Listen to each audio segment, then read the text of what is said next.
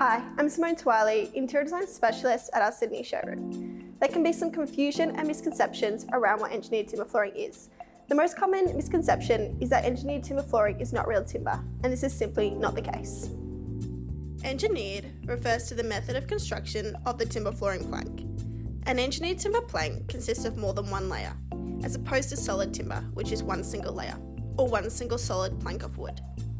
The stability of an engineered plank is provided by each layer being placed so that the grain runs perpendicular. This gives it more strength and stability than a traditional solid plank.